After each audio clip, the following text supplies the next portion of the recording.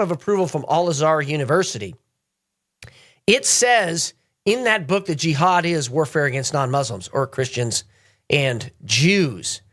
And in the Muslim Brotherhood Creed, it says that their spirit is jihad. In other words, their spirit is warfare against Christians and Jews. In other words, their spirit is anti-Christ, in their own words. Very simple, very easy.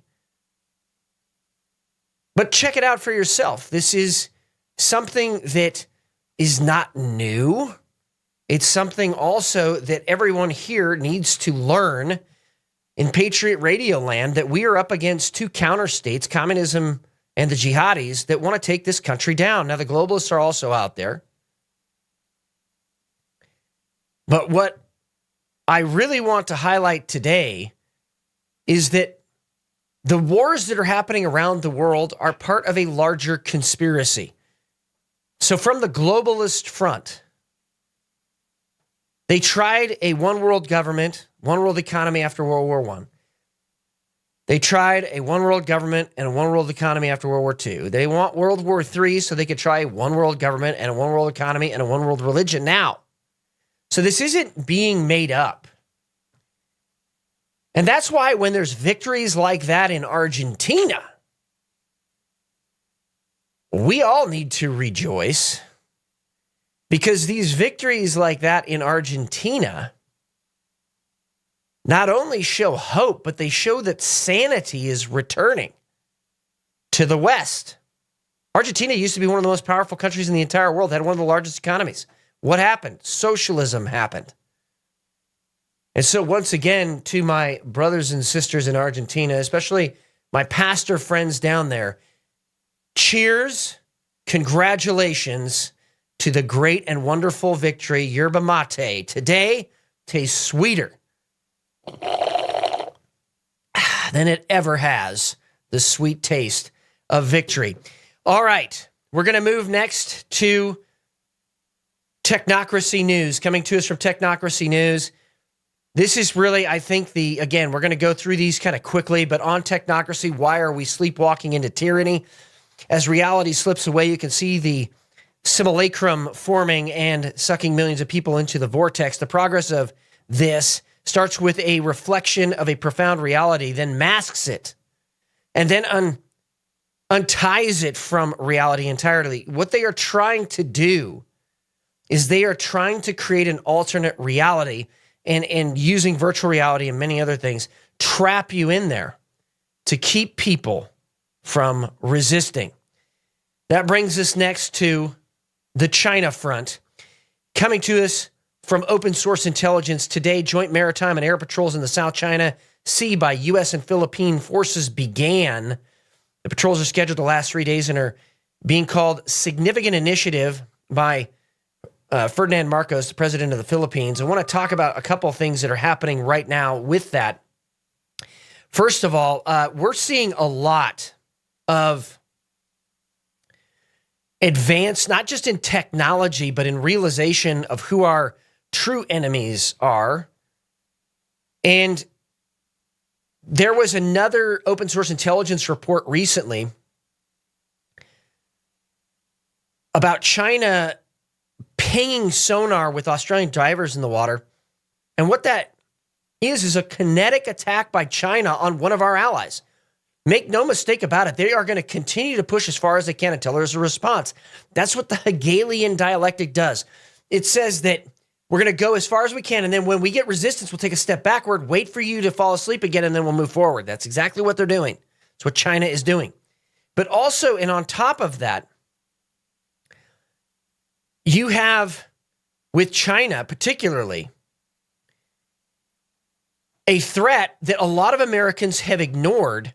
And so, once again, these joint exercises being carried out by the Philippines and the U.S. Marine Corps not only bring hope, but it shows that some people are at least paying attention. And that brings us now to Wen Tsung in a tweet about Taiwan's presidential front runner, Lai Ching-te, who will formally announce, and already actually did formally announce, a running mate who was Taiwan's representative to the United States. Both of them hardcore anti-communists and pro-independence. So this is another good sign out of there that people are standing strong in the Pacific. In addition to that, coming to us from Indo-Pac News, China's share of the global economy is declining, and most economists expect this to continue. In 2022, China's share of the world economy shrank a bit. This year, it will shrink more significantly to 17%. That's a 2-year drop of 1.4%. So China is facing an economic collapse, a turmoil, and I use the term collapse in downturn to the point where the Communist Party in China may actually start a war to maintain power. And you have General Charles Flynn now in the Pacific ramping up. So with that said, I believe that we're talking a short timeline, not 2025. It could be way sooner than that. Now, the elections in Taiwan are coming up in January. So the tidal window, the C window to do an invasion closes in December. The elections are in January. It looks like the Chinese may be backing off. They may just have done their certification exercise like we reported here on Patriot Radio. Backing off right now and then waiting until after the election to determine whether they want to invade in the spring. And that next window opens up in the late spring timeframe. So we're going to keep our eyes on this, and we'll keep you apprised of what's going on here as we have been throughout. I do want to mention something else that was fairly interesting in regards to this because of everything happening in the Pacific, that the Dutch central bank admits it is prepared for a new gold standard. You heard that right. In other words, they are preparing for an economic downturn so drastic they may return to a gold standard. That coming to us from Zero Hedge. And Finland, and I'm going to shift now to the Russia-Ukraine front. Finland is... Actually, I'm gonna highlight one thing. I was gonna do this on the national front. I'm gonna jump back to this.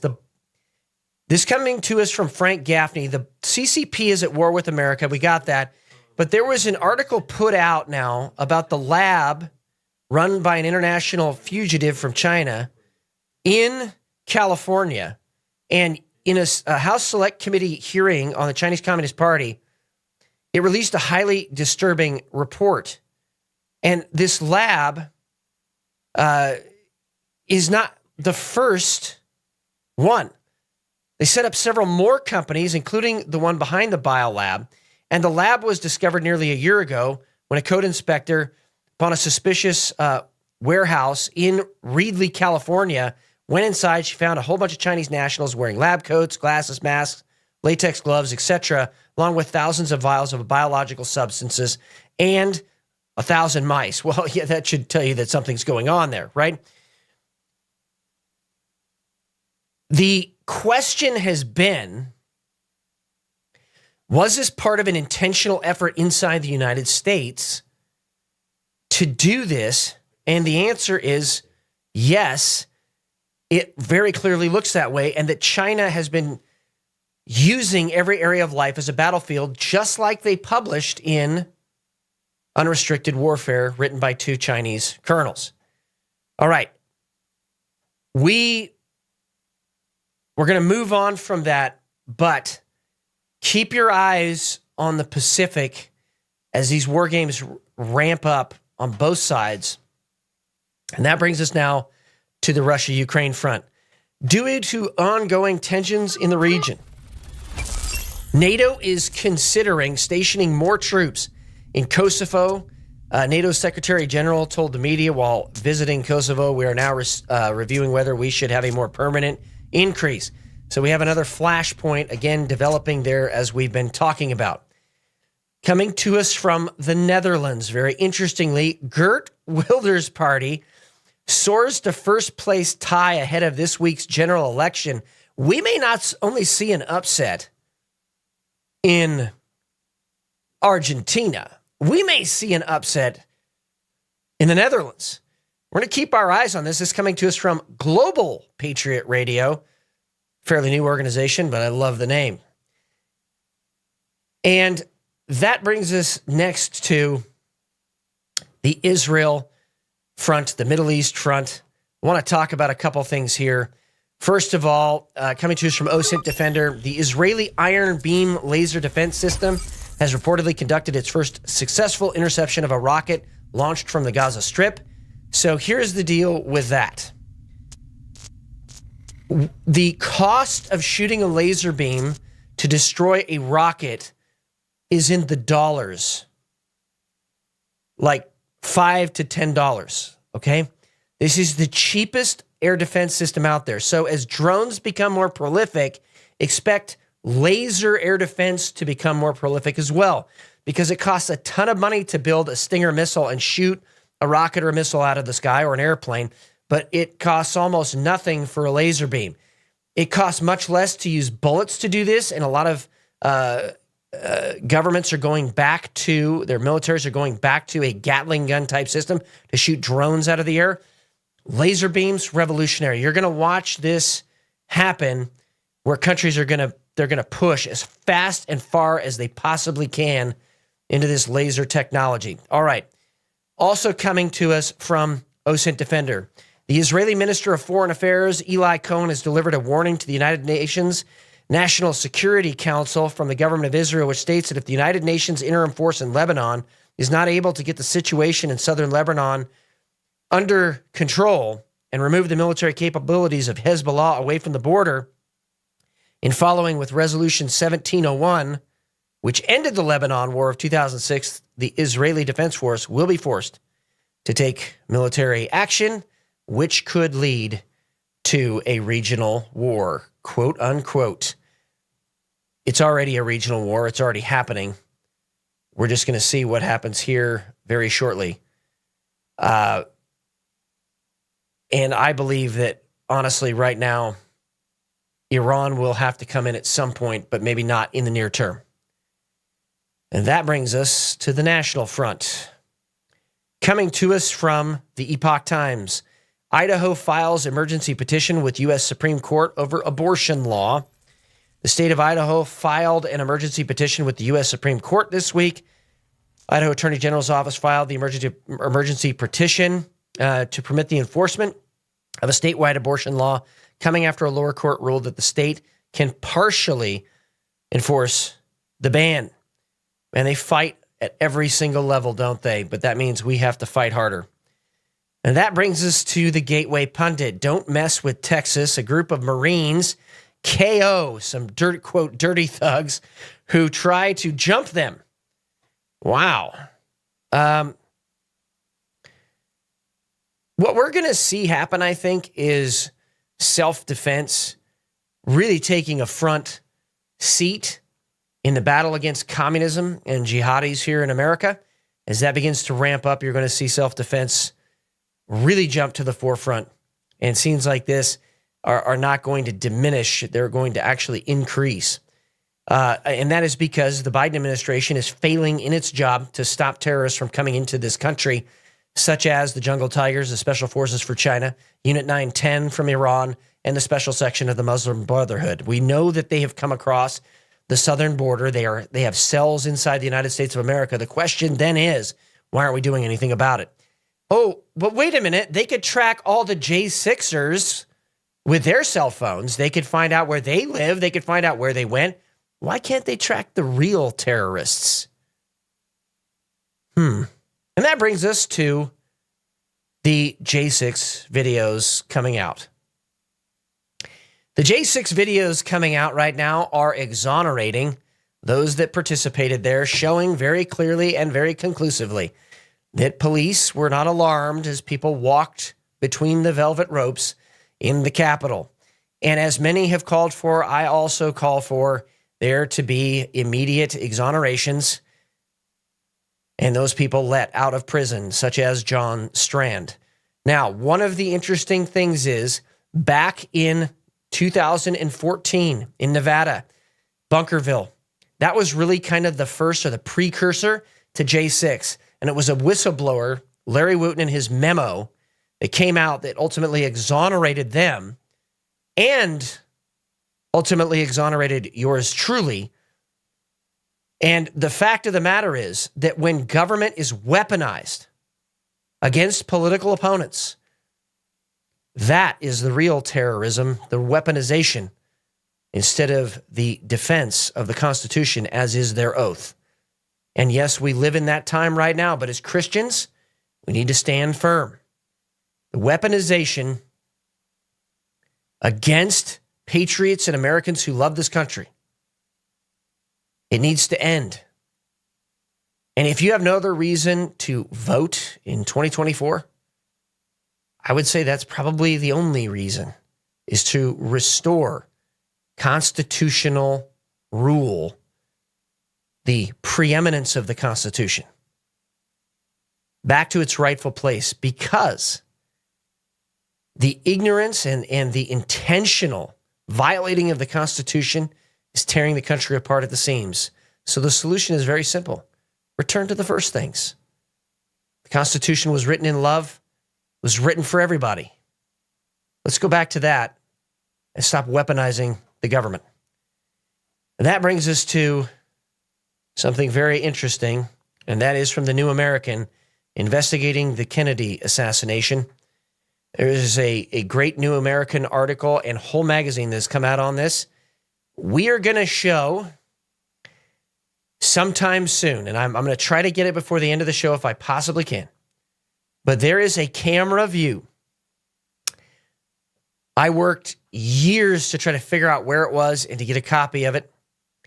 There is a camera view of the grassy knoll. In other words, it is a camera facing the grassy knoll, rolling real time when the assassination happened. And there is a book that is actually written about this called Target Kennedy that talks about who actually was behind this, and the fact that a lot of people will say, well, it was the Russians, it was the CIA. Could it have been both so they could blame each other and confuse everyone? Well, we're going to explore that here in the coming weeks. That brings us next to the Gateway Pundit. Unseen footage of doctors who treated JFK destroys another key government narrative regarding his assassination. If you don't understand why I'm bringing this up, that's because the anniversary here is in a couple days. Kennedy assassination witness Paul Landis gives an exclusive interview where he exposed the Warren Commission's magic bullet theory as a lie. Wow. The Daily Mail on Sunday shared exclusive footage from a documentary airing Sunday in the United Kingdom called JFK Assassination, What Happened in the Trauma Room, which showed these interviews. The medics first spoke out in 2013, but the interviews were kept hidden until now, as the Mail notes. So the filmmaker could interview Jim Jenkins, the only surviving member of the JFK autopsy team. She was able to do so in 2021. Now, while the Warren Commission concluded about the magic bullet theory, these doctors clearly contradicted and alleged a probable conspiracy to cover up the real truth. More in the following weeks on that. Which brings us to J6 and the WorldNet Daily article.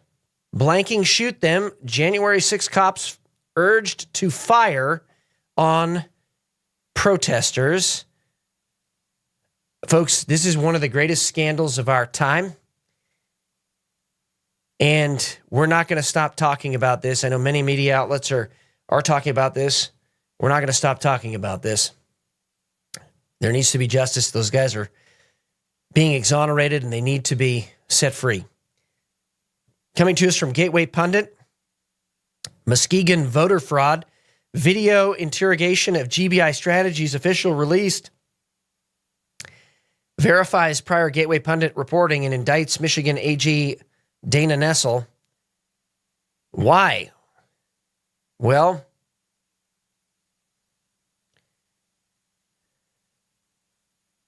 why are we lying about the fact that there have been irregularities in our elections? Why are we trying to stop going back to poll voting with ID? Why are we trying to avoid counting our elections on the same night as the election? Why are we doing this unless there is a conspiracy to intentionally disrupt our elections? It's a question that needs to be answered. Why do we not do audit of the code inside the machines? Because it's proprietary? You should have thought about that before you signed a government contract. These things are really clear. Let's not stop asking the questions. And that brings us to the last article today from Kyle Scheidler. Antifa move into left-wing outlets like SPLC. Hey, somebody's finally talking about it. We talked about this 4 years ago when the people that attacked me publicly were directly linked to Antifa by PJ Media. Man, the people that were doing the articles and the people locally were directly linked to this reporter who was directly linked to Antifa. In other words, they were talking to a reporter directly linked to Antifa. And that came from PJ Media. So Antifa moving to left-wing outlets like SPLC, NLG, Media Matters, and Antifa-friendly journalists. Andy No had the original article, but Kyle Scheidler reposted this. Often there is a link between those who target at Elon Musk and Antifa, and they go through these connections. We posted it up here on Twitter. Make sure you check it out and also subscribe to us on Telegram. And that is The Briefing. Remember, the antidote to dependency and socialism is to be a God-fearing, self-reliant, freedom-loving American. Thank you once again to everybody that is supporting us. Make sure that you follow us on YouTube, subscribe to us on Rumble. Make sure also that you comment, like, share some of the videos we put up there with your family over Thanksgiving. It'll make for awesome and fantastic conversation. Look, our job is to spread the truth. All of us have that mission. All of us have that duty. So we need to do that, and we need to do it as soon as possible. Thanksgiving this week? Yep. Sounds like a great time to me. And that brings us to our guest today on this 600th, you heard that right, 600th episode of Patriot Radio, William Federer from AmericanMinute.com. He's a nationally known speaker, best-selling author, and president of Amerisearch Incorporated, a publishing company dedicated to researching America's noble heritage. Bill, it is great to have you on Patriot Radio today. How are you doing, my friend? Hey, great to be with you. Well, let's talk a little bit about Thanksgiving coming up. I think a great opportunity for conversation. This isn't something new. It's always kind of been a conversation place, the Thanksgiving table, especially going back to the founding of the country. Tell us a little bit about that. Right. So I like big picture stuff. And so from the beginning of the invention of writing around 3000 or so BC, the most common form of government is kings.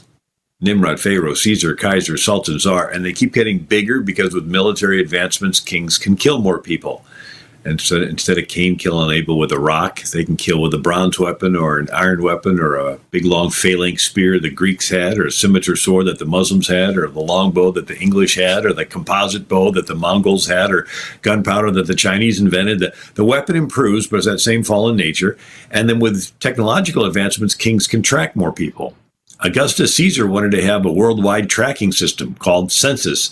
If he could have had 5G and cell phones and facial recognition software, he'd have been tempted to track people with that.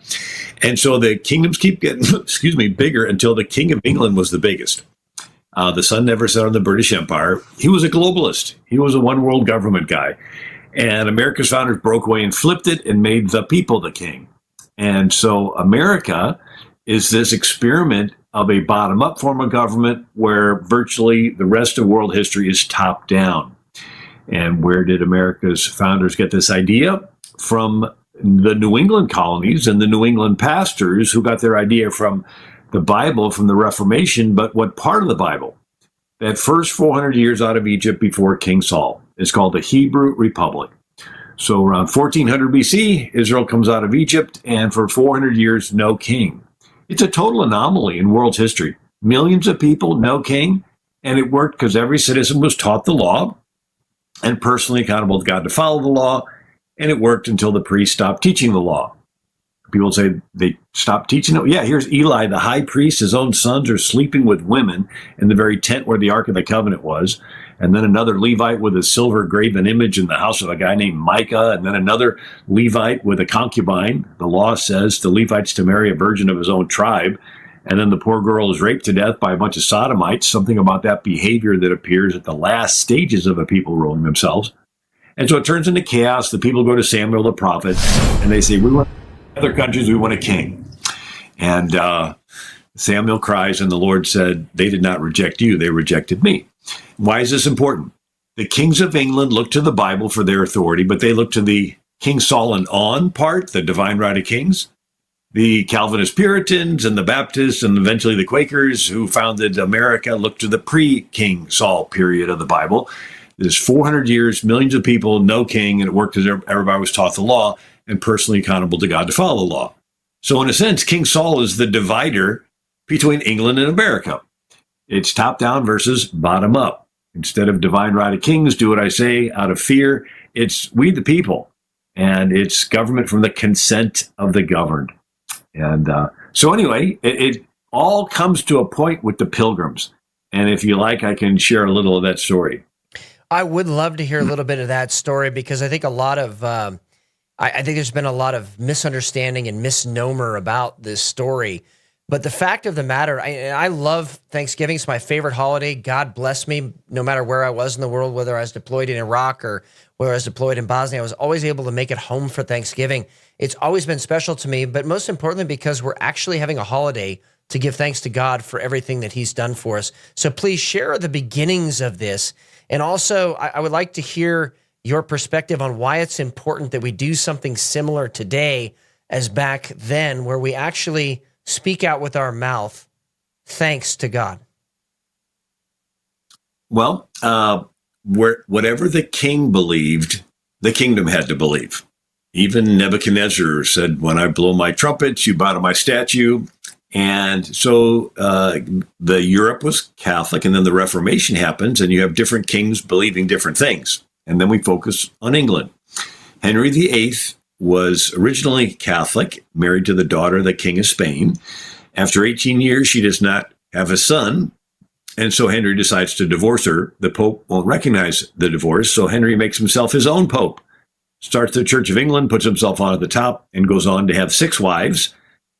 Their fates were divorced, beheaded, died, divorced, beheaded, survived. Henry VIII was not a really nice guy to be married to. His advisor suggested if he was serious about breaking from Rome, he should stop using the Latin Bible, get himself an English Bible. The German princes have Martin Luther's German Bible. That helped them to break away. So Henry says, great, get me one. Well, it just so happens a few years earlier, Henry had William Tyndale burnt to the stake for translating the Bible into English. Now he wants a Bible, so they take Tyndale's work, they polish it up, call it the Great Bible, and Henry puts it in every church in England, dusts his hands, and he goes, that's it, we've broken from Rome. But something unexpected happened. People began to read it and began to compare what's in this Bible to this king divorcing and beheading his wives. And so a group starts that wants to purify the Church of England. They're nicknamed the Puritans. And the king doesn't like them. And there's another group that says, beyond hope of purifying, we're going to separate ourselves. And they would meet in secret in barns and basements, and we call them pilgrims. And now the king did not let you make up your own prayers because you could make it's wrong. So the government wrote all the possible prayers down and put them in a book called the Book of Common Prayer. You feel like praying, you just open it to the right page and read the prayer. And if you're caught with a group of people in a little Bible study making up your own prayers, the FBI will kick in the door, right? They're police, and will drag you before the Star Chamber. It's a government hearing room with stars on the ceiling, sort of like a January 6th hearing room. And the government will twist your arm and brand you on the face as a heretic and cut off your ear and force you to confess to stuff you didn't do, and then put you in a cell and let you waste away for days, months, years. If you refuse to testify, they'd throw you in a cell for not testifying. And when they first read from the Book of Common Prayer at a church service in Scotland, it was in St. Giles Cathedral, the people were so upset that a market woman named Jenny Geddes, Geddes, Jenny Geddes. She hurls her three-legged stool and it whacks into the bishop. And then people start throwing lots of stuff, and it turns into the bishop's war. And the government sends its army to Scotland to force these churches with their mandates to use the common book of prayer. And the pastors are like, you know what? We're just going to give up meeting in a church. We're just going to meet in a field. And so they would tell everybody, meet in the field. Well, guess what? The government sent its army into the field, would chase these people down in the fields and kill them. It was called the killing time there in Scotland. And so you had this era where if you did not believe the way the king did, it was considered treason. And so the Anglican king, he went after the Presbyterians and the Puritans and the Separatists and the Catholics and would crack down. So we focus on the Pilgrims. A little group of Pilgrims decided to flee to Holland. Now, Holland was one of the 7 united Netherlands, and the Netherlands had an 80-year war of independence from Spain. And these different provinces did not always believe the same thing, but they were willing to have a little give and take when it came to belief because they hated Spain so much. So the Netherlands was the most tolerant place in all of Europe. So the Pilgrims, this group, decides to sell their property and go to the port, buy passage on a ship, and right before the ship took off, the captain robs them and turns them over to the police, and they're put in jail. Another group of these separatists arranged for a Dutch ship to sail up the coast, and they would be waiting in little rowboats, and they would hurry up and row out there and run away. Unfortunately, the Pilgrims showed up a day early, and they're in the water, and the waves are rough, and the kids are getting sick, and they're waiting and waiting, and the wives say, can we just wait on the shore with the kids? And so they're waiting, and finally the Dutch ship shows up. And so the men row out, and they're stowing all the supplies on the ship, and before they can come back for the wives and children, someone saw the Dutch ship, told the police came over the hill and captured the women and children. And the Dutch captain was like, I don't have an army with me. I can't fight a battle. He pulls anchor and sails away with the men. And you can just picture these women and children on the shore watching that ship get smaller and smaller till it disappears over the horizon. And for 2 years, they passed these women and children from one prison and one jail and one court to another to another. Finally, after 2 years of that, the judge said, you really didn't do anything wrong, go home. They said, well, we don't have a home, we sold them. And so just to get them out of their hair, they put them on a ship, sent them over to Holland, and they somehow find their husbands, and they wound up in Leiden, Holland. And they were there for 12 years. Some of the kids started assimilating and becoming Dutch, and then Spain threatened to attack. And so the Pilgrims decided to flee. They were going to go to Guyana in South America, but they got blown off. They decided it's too close to the Spanish Main. So the French Protestants called Huguenots settled Fort Caroline, Florida. Today that's Jacksonville. And the Spaniards found out about it and killed about 300 of the men and took the women and children away. And so these Pilgrims are like, we don't want to go anywhere close to where Spain is. So they decided to go to Jamestown. Now, it was a king-run colony, but it was 3,000 miles away, and they figured they could do their pilgrim stuff and the king wouldn't notice. And they get on their boat. They go from Holland to a port in England, and then their ship, the Speedwell, does not speed well. It begins to leak, and they have to fix it. It leaks again. They have to scrap it and switch over to the Mayflower, and they've wasted 2 months of time and eaten through 2 months of food, and now they're sailing in the winter months, and it's stormy and freezing.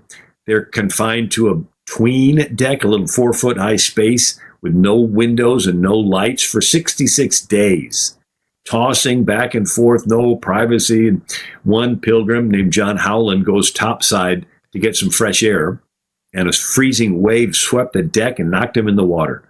Had there not been a rope dragging in the water, they pulled him back in, he would have obviously froze to death. Well, the main beam holding the mast cracks in the storm, and they have to pry it back in place. They finally get to the shores of America, and they're 500 miles away from Jamestown.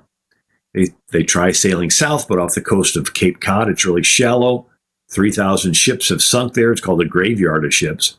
The Pilgrims almost sink, so the captain gets free, goes back to Plymouth Rock and says, it's too dangerous to do any more sailing. Everyone off the boat. And these Pilgrims have a question. Who is going to be in charge? They were going to go to Virginia and submit to the king's government, but there's no king-appointed person. There's 102 of them in the boat, and no one's appointed by the king. Who's going to tell them what to do? The whole world's ruled by kings. They do something unique that we remember them for to this day. They took their church form of government, a covenant. Now, no bishops, no king. It's just a covenant church group. They took their church form of government and they made it their civil body politic. It's called the Mayflower Compact. It says, we, in the presence of God, covenant ourselves together into a civil body politic. This is revolutionary. In the womb of the Mayflower is conceived the child of self-government. And in this little boat, right, instead of top-down, it's a polarity change in the flow of power on the planet. Instead of top-down, ruled by Russian czars and Chinese emperors and Indian maharajas and Muslim sultans and African chieftains and kings of Spain, France, and Austria, it's ruled by we, just 102 of them. Mm-hmm. And this, a church group formed itself into a political group. And that's why we remember the Pilgrims. And this became a model for the other New England colonies where you had pastors in their churches founding cities. And this, again, was unique in world's history, where you have people ruling themselves bottom up from the consent of the governed versus top down from some king that rules through mandates. So this New England colonial covenant form of government eventually became our U.S. Constitution, we the people, and the word federal is Latin for covenant. We have a covenant form of government where we get to rule ourselves bottom up without some king ruling through mandates. So the Constitution. So Thanksgiving, then, we got about a little bit less than 5 minutes left. Thanksgiving then results after this. So this sea change happens in government, in a form of government. We become a covenant form of government. We still are to this day. And Thanksgiving then results from them walking this out in the New World. And so if you can go there now. Yeah, lots of miracles. One is half of them died the first winter. They probably would not have survived. And then an Indian walks out of the woods named Squanto. And he had lived in England. And he could speak English. And you think, whoa, what's his story? Well, the Pilgrims were religious, but other people weren't. And you had Spain with gold, and you had French, Dutch, English pirates robbing the Spanish gold. And some of these pirates would also lure some unsuspecting natives onto the boat and lock them below deck and take them to Spain and sell them into slavery, Malaga, Spain. And evidently that's what happened to Squanto. And some monks, some friars found out about it, and they made a big stink in Spain, and they got custody of these Indians, and they let them go. And one of them was Squanto, and he finds his way to England, and he lives and works there for about a dozen years, and finally gets a job with the Newfoundland Company, and he is their interpreter, and is going to show him some fishing spots in the New World, and they finally let him off at his old stomping ground the winter before the Pilgrims get there. And he finds out that his entire tribe had died in a plague. William Bradford said 3 years earlier, a French ship had shipwrecked at Cape Cod, right? That graveyard of ships. And the sailors got ashore, and the Indians never left watching them and dogging them till they got the advantage and killed them all but 3 or 4, whom the Indian chiefs sent from one to the other. And they can sport with them, using them worse than slaves. Well, one of them must have had an illness. Then the tribe was wiped out, so much that the other tribes wouldn't even take the land. And so here's Squanto, dejected, living with a neighboring tribe. And you can just imagine the next spring when someone comes in his teepee and says, hey, Squant, you wouldn't believe it. There's some English people wanting to start a settlement on your old tribal grounds. And so he goes there and he sees they don't know what they're doing. and he says, you need to get ready to fish. They go, we tried. He goes, no, these are salmon, and this river is going to be packed in April. And then he said, you need to plant corn. I said, we tried that. He goes, no, you got to take a fish and put it in the hole with the corn and bury it and keep the wolves away for 2 weeks. And the fish decomposes, and you have a nice fertile soil, and you get a nice stalk of corn. And then he showed him how to take the corn, put it in a pot, shake it over a fire, and make popcorn. Right? That came from the American. And he taught them how to catch eel and beaver. William Bradford said, neither was there a man among them who had even seen a beaver skin till instructed by Squanto. And it took 40 years worth of those beaver skins to pay off their boat ride. They borrowed money for their boat ride. And then Squanto was their interpreter, put them on good terms with the other Indian tribes. And that leads up to the first Thanksgiving. And so you had Chief Massasoit and 90 Indians come. Well, there's less than 50 of the pilgrims because half of them had died. So there's like almost twice as many Indians as there were pilgrims. And these pilgrims are like, how are we going to feed them all? Well, the Indians brought 5 deer and wild turkey. And then at the end of the day, the Indians curled up in their fur blankets and they woke up, and then Thanksgiving went on a second day. And they had foot races, arm wrestling. And then the end of the day, they rolled up in their blankets, and it went on for a third day. And so because of Squanto, they had good relations with the Indians, which was different than the Jamestown experiment. And so just a fascinating story that could not have been made up. To think that these pilgrims are seeing this Indian come out, and he goes, oh, you guys used to live in London? Yeah, I used to live there myself. And, St. Paul's Chapel and, the wharf and all that. I mean, and then this place, he goes, oh, I grew up here. I know this place like the back of my hand. It's just an amazing story. And there's more to the pilgrims. In 1625, they had saved up 800 pounds of beaver skin to send back to England for trade. And a Turkish man of war, a Muslim pirate ship, captures the pilgrim ship and takes the crew to Morocco and sells them into slavery. Oh, wow. And William Bradford writes, because of the ship taken by the Turk, all trade was dead. Thus, the happy news we meant to bring home has turned into sad tidings. It's like, imagine how long it takes to save up 800 pounds of beaver skins. And then they're all excited to have the ship return. It's like, sorry, nothing. And so in Morocco, you had the Sultan Moulay Ismail. He had captured 25,000 Europeans. They even captured an entire Irish village, the stolen village of Baltimore, Ireland. And they even raided Iceland and carried people away from Iceland. And so this Sultan, Moulay Ismail, would hunt his own black servants. And they captured a Portuguese ship, and they had a nice jeweled hatchet, and he tries it out on one of his black slaves, kills him right there. And he would incredible go hunting. Just cruel stuff. So, but this was the time period the pilgrims lived in. But anyway, that's why they were so thankful. They had every reason to be thankful. Bill, we're out of time today, but if you could tell people where they can go to get more information and check out the American Minute. Yeah, I actually have a book, and it's called The Treacherous World of the 16th Century and How the Pilgrims Escaped It. And it goes through all that history I just mentioned. And then my website's AmericanMinute.com. AmericanMinute.com. Bill Federer, thank you again. It was great having you up here in Spokane. Thank you again for joining me on Patriot Radio today. Happy Thanksgiving. Well, blessings to you and your wife and the entire church. God bless. Keep up the fight. Bill Federer, AmericanMinute.com. Check it out. And also his book is fantastic. One of the best historians of our time. I want to just say in the closing minutes, we have a breaking news story. We've got actually a couple. But I want to say first, take a moment on Thursday. Take a moment on Thanksgiving and go around the table and have everybody speak out what they're thankful for. Just as the 16th century, the 17th century were tumultuous, well, this century is too. Let's give thanks to God for what we do have. Let's give thanks to God for each other and our families and the provisions that he has given us in this great country. And take some time to do something fun as well, and not just lay around and watch the TV. Do something fun. Get out and walk. Make sure you play some worship music. Take communion. God Almighty has done so much for us.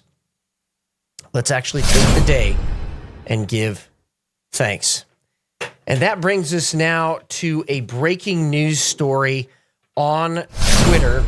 And Travis, if you could bring this up, we're going to be doing several things here as quickly as I possibly can. But coming to us from Redoubt News, breaking news, court rules Todd Engel can depose Dan Love and Larry Wooten. This is gigantic. Todd Engel, after years of being unlawfully incarcerated, 4.5 years actually, Todd was granted some justice this week. Engel was unjustly prosecuted and incarcerated for actions during the Bunkerville protests in 2014. He filed a multi-million-dollar lawsuit against the agents of this unlawful and unconstitutional persecution. And though there have been delays, this week now, a judge has ruled that he can depose Dan Love, who was the special agent in charge, and Larry Wooten, who was the whistleblower that I mentioned at the beginning of the show. In addition to that, I have a video from the JFK assassination, and I'm going to try to get this uploaded right now. I don't know if we're going to have time to play it. If we don't, we're going to do a special few-minute segment of Patriot Radio that we'll post online for the anniversary of the JFK assassination. But I've been trying to find this video for years. Finally have it. Looks like it is viable. I'm going to go ahead and give this right now to Travis. We'll do a little bit of breaking news with that later. But so much happening right now. It's amazing. Bottom line, especially for those J6 folks out there and their families, God is our vindicator. God is our vindicator. And people like Todd Engel now being vindicated like this is going to be explosive when his lawyers get to depose those two individuals. But it just shows that if you stick with it, if you keep going, God is your vindicator. And the truth ultimately wins out. Our family motto in the Shea family is Vincit Veritas, or truth conquers. And just like truth has conquered in our family over the centuries, truth also conquered in Argentina this week. And again, the best tasting yerba mate I have ever had. This is Matt Shea. Thank you so much for joining me on Patriot Radio today. May God bless all of you. And he is making this generation the greatest one. The awakening is here. Keep up the fight.